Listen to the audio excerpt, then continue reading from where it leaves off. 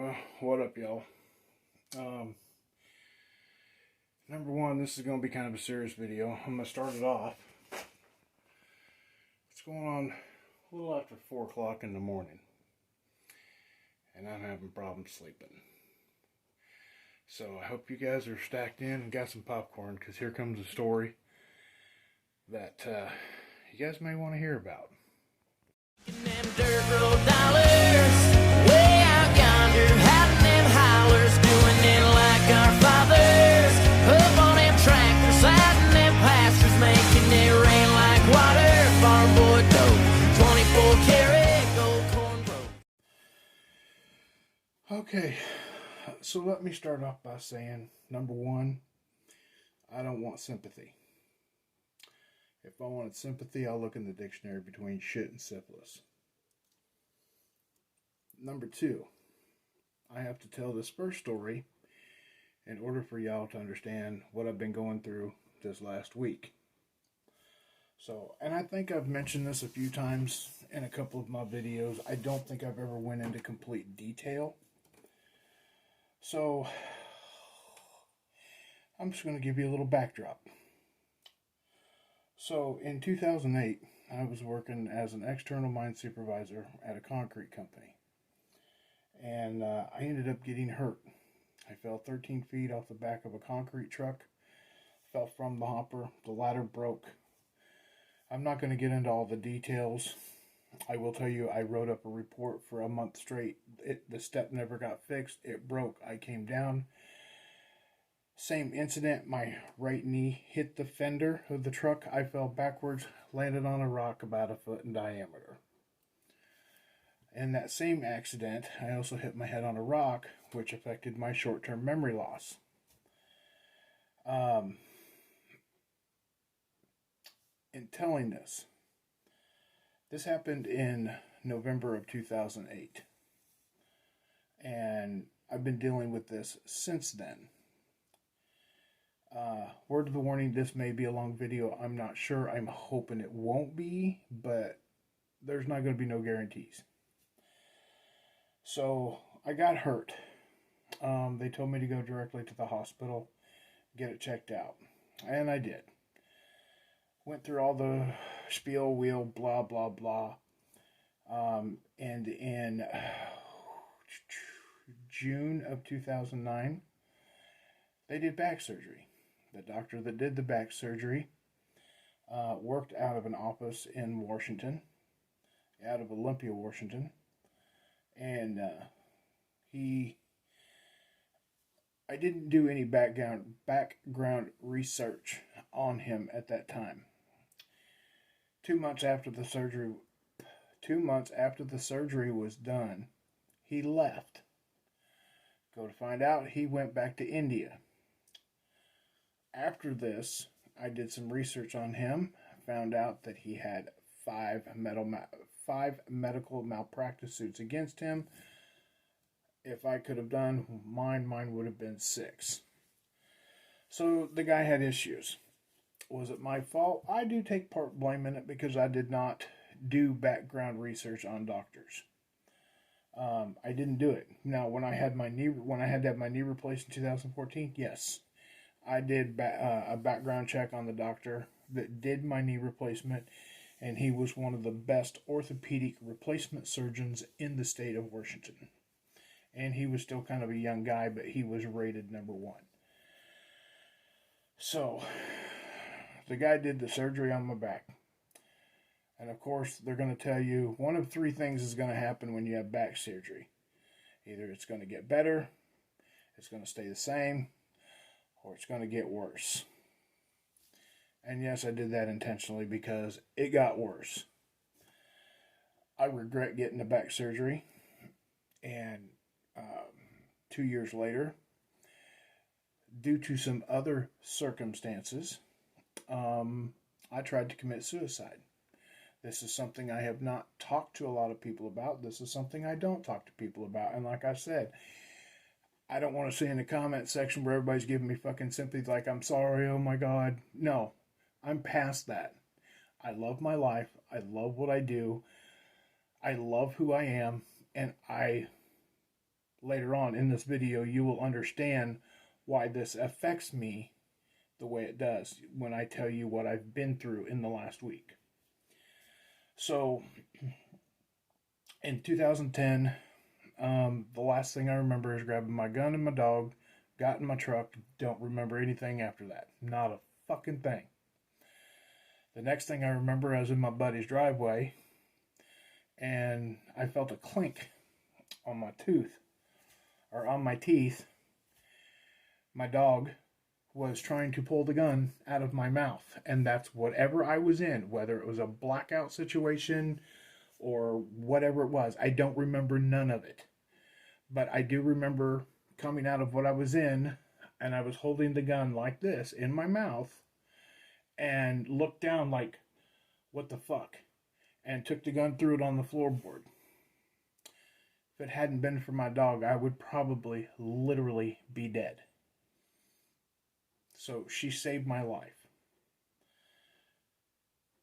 Due to this injury, a lot of things in my marriage at that time started going wrong. A certain somebody was listening to other people and not me. And I will tell you, in 2011, I actually took her to the doctor's visit with me, my pain specialist, and she cried all the way home, and it was a 30 fucking minute drive.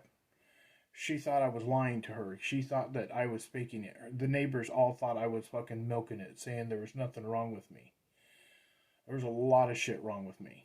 My back was totally fucked up. Doctor cut half of my sciatic nerve. I have no feeling down the outside of my right leg. I gained a lot of weight, and it was hard for me to deal with life. From 2010 to 2015, those of you who do know me very well, in that 5-year span, none of you would have wanted to have anything to do with me. I was in an anger state where it didn't take much and people would pop off and I'd want to fucking hit them. Or I would do shit that was just not right. I got help. They put me on all kinds of fucking pain medication. They put me on this. They put me on that. They put me on antidepressants. You name it, they put me on it. I finally got fed up with it in about midway of 2015, and I quit taking everything cold turkey.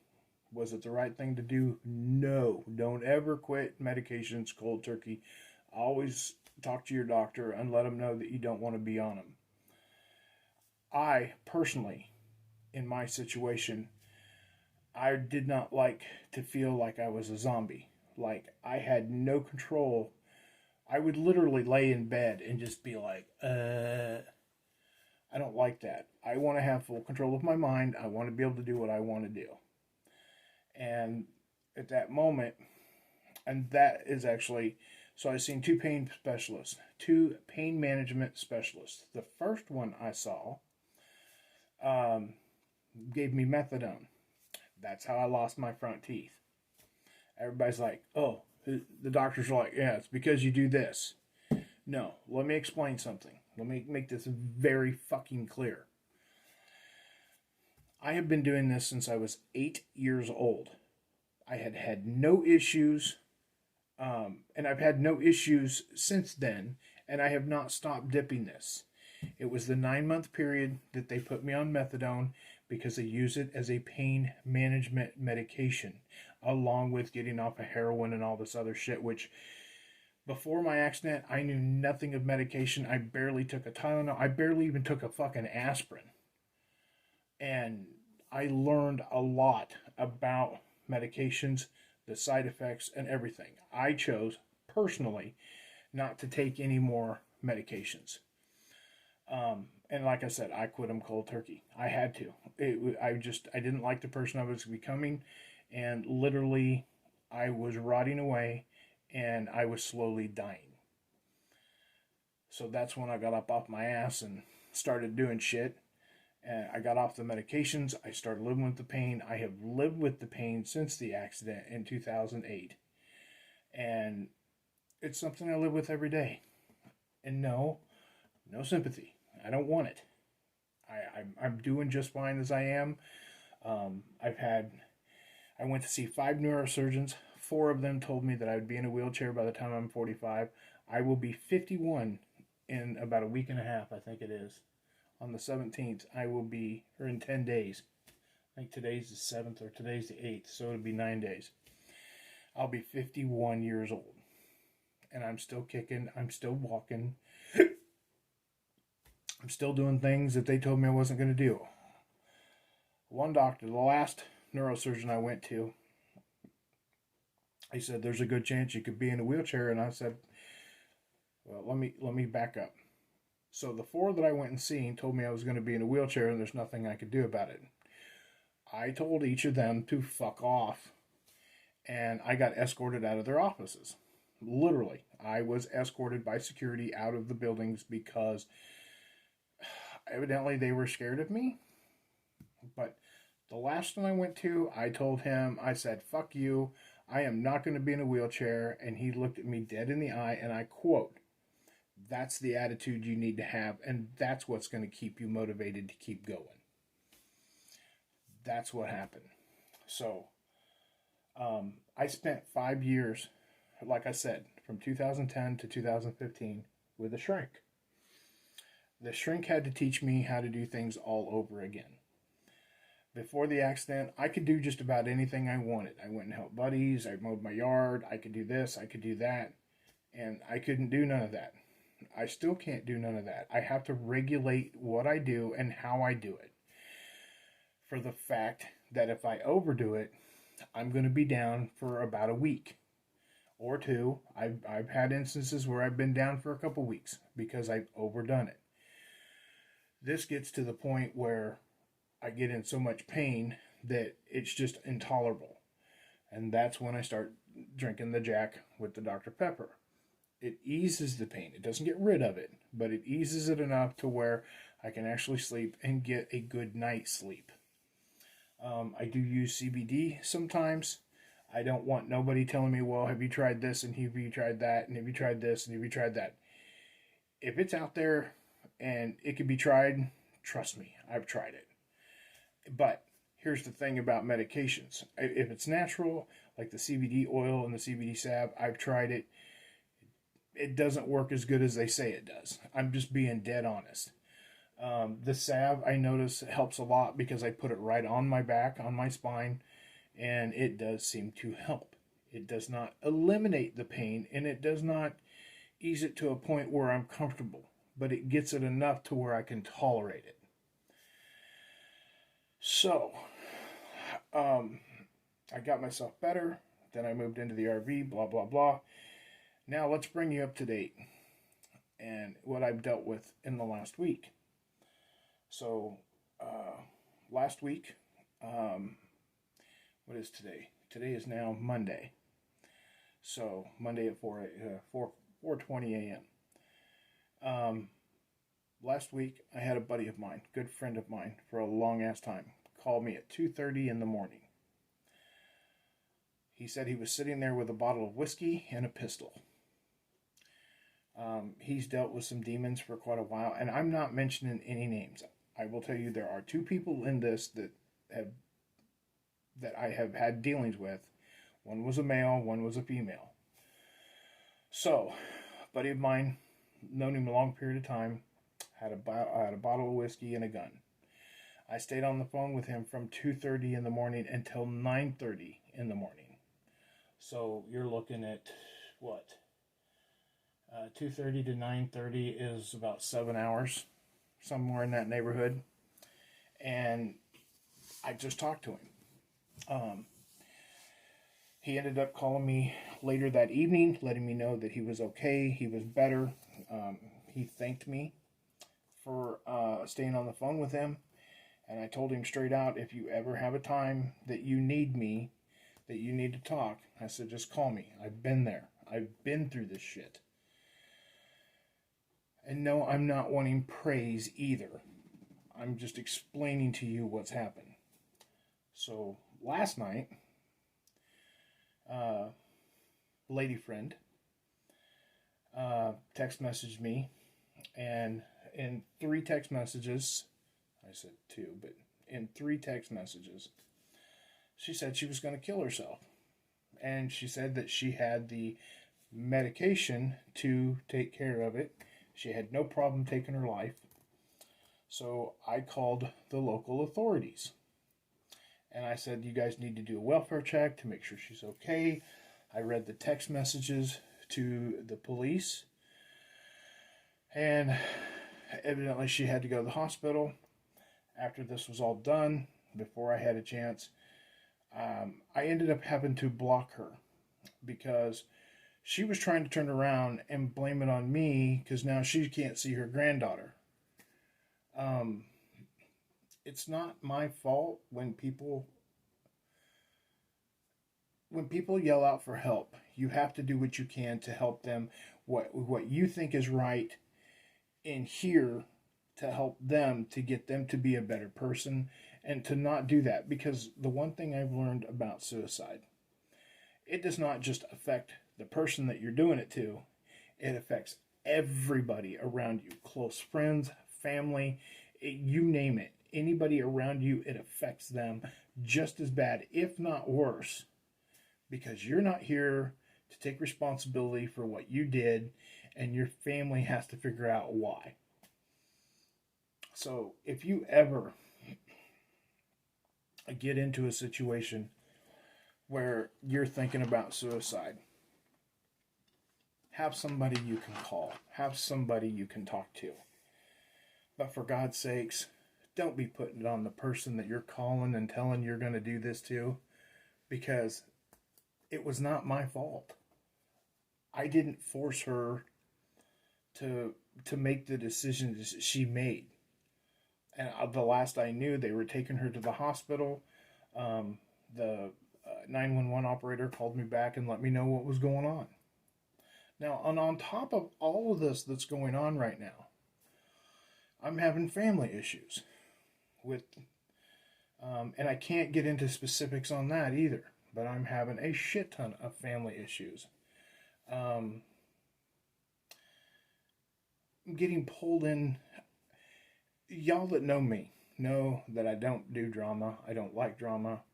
And I'm getting pulled into drama that I don't like. And I'm also helped people that have taken complete advantage of me. And now, financially, I'm having to rebuild because of it. Because they decide that they don't want to pay their fucking bills after I was kind enough to help them. And they fuck me.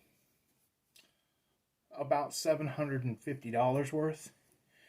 To some people who have money, that may not seem like a lot, but to somebody who lives from check to check, it's a lot.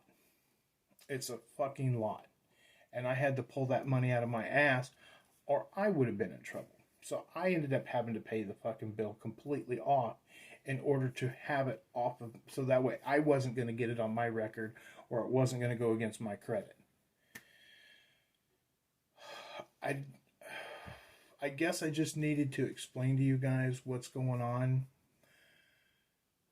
Number one, if somebody's crying for help, and it's legit help that they need for something they're going through, or suicide, or hardship, or depression, try to be a friend to help them. But do not allow them to turn it around on you and make it be more about your fault. Because if you're being there, sorry, I'm trying to turn this around so it's a little bit closer. If you're being there as a friend and you're helping them out, that's what you can do. That's all you can do. You cannot go to the doctor, and this thing is still crooked. You can't go to the hospital for them. You can't get the mental help that they need. You can't do none of that. You can be there as a friend, and you can try to help them out the best you can. So, with everything going on, my stress level has went through the fucking roof. Last night, I swear to God, I thought I was going to have a heart attack because of this, because she turned this around on me. My buddy that I've known for a long time, um, I have no problem talking to him and trying to help him out. But this woman, the way she did me, it was dirty. And I will tell you that Katie and Joe know all about it. They know what happened. Katie read the text messages. They know what had happened. And I ended up having to delete her off of my Facebook. I had to block her phone number. I had to do everything. It probably wasn't right, but I can't deal with that. I've got so much shit going on mentally right now, and the drama that I'm pulled into from family, that I just can't do it. And I don't want this to be like a bitch video. I want this to be more of an understanding video. I want people to understand that there are people, whether it be me or you, whoever's watching this, we all suffer from something or another. We all have issues that we deal with on a daily basis. Whether we suffer from depression, anxiety, bipolar,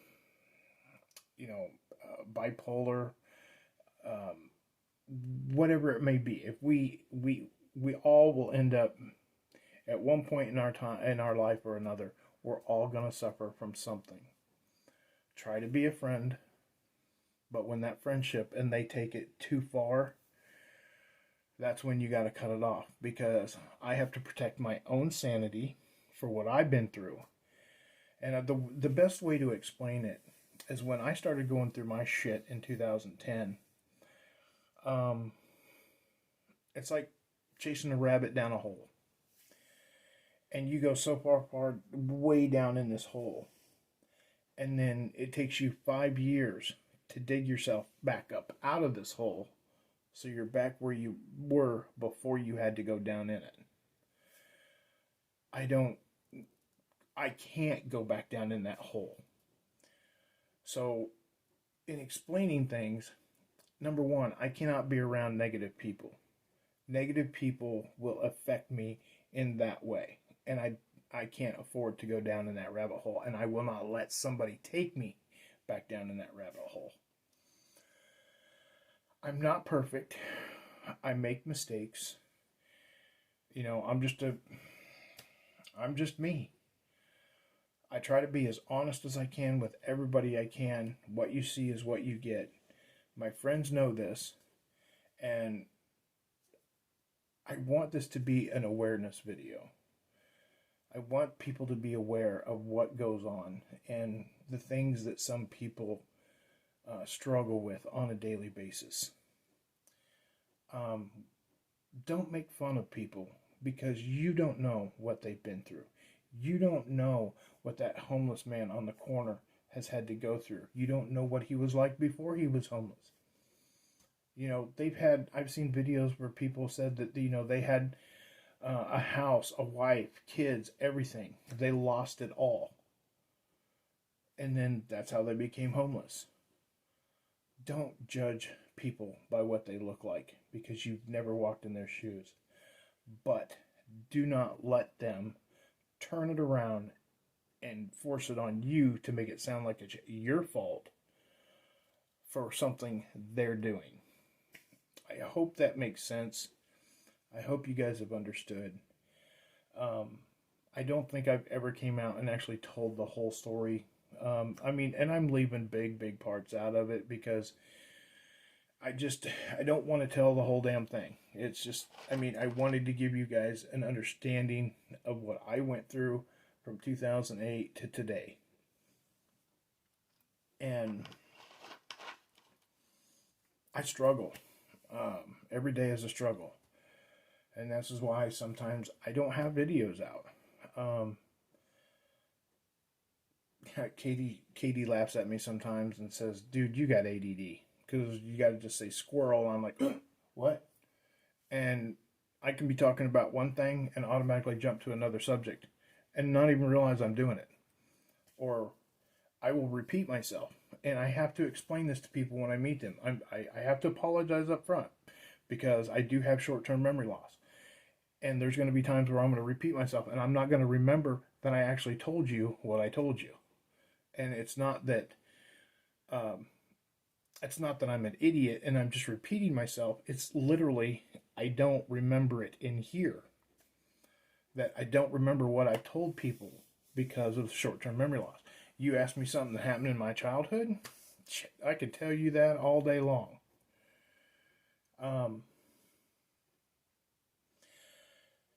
Just do your best to be kind to people. Try not to be a jerk. Try not to be an asshole. Try not to be a dickhead. And try not to be a bitch. Treat others the way you want to be treated. And I'll leave it at that. I just wanted to let you guys know I've had a hard week. Those of you who do pray, I could use a few. I don't hardly ever ask for people to pray for me, but yeah, if you pray, I could use a few prayers. Well wishes would be nice. It's been a really rough week. I have had hardly any sleep because this shit fucks with my head, and it fucks with my head hard because I can't shut it off. Those of you who deal with like anxiety and depression and other things like that, you know what I'm talking about. There's nights where you're constantly awake all night and there's nothing you can do. You try to turn off your brain, you lay down, you try to go to sleep. All of a sudden your eyes are wide open because your brain will not shut off. And I had discussed this with Katie the other day. So it's like one thing comes up in your life and it's right here in front. And then another thing stacks up behind, and then another, and then another, and then another. Well, the first thing, you try to get it taken care of. You think it's gone, but it just goes to the end of the row. The next thing comes up, and then it's right there in your face, and you're trying to take care of that. And it's a never-ending battle with people who have, I don't want to say mental disorders, but people who have issues. And it sucks. So, just remember, be kind to one another. You know, I'm not asking a lot. This world could use a lot more love than what it has right now. And I know I've not been the most perfect person when it comes to politics and shit. And I'm set in my ways with my views. But when it comes to people's mental health, that's something that hits close to home. Because I've dealt with that shit. And I've dealt with people treating me like shit. Or underestimating. Or thinking that I'm lying about how bad my back issue is. And then come to find out, I take her to the doctor's appointment with me. And then she cries all the way home because she thought I was lying about it. Or her friends told her that I was milking it and that I was lying about it. And the doctor had to tell her, no, what he has is really severe. So, I wanted to put that out there. I apologize for this being almost right at a 30-minute video. I love each and every one of you. God bless each and every one of you. Be kind to one another, love one another, and live life to the fullest because tomorrow's not promised. And God bless the United States of America. You guys have a great day, and I'll probably be up. And I'm going to edit this real quick and put it online and see what happens. So, if somebody's suffering from something out there, leave it in the comment section below. You know, you don't have to say what it is, but if just say, yeah, I'm dealing with stuff too. Because then I can say a prayer for you. I do believe in the power of prayer, and I believe it works. So, on that note, I love you guys. God bless each and every one of you. And try to have a great day. And just remember, be nice to people. Take care, guys. We'll talk to you soon. So put your drinks up for the weekend, cause them work days sure been creeping. What's up? Is anybody gonna get tore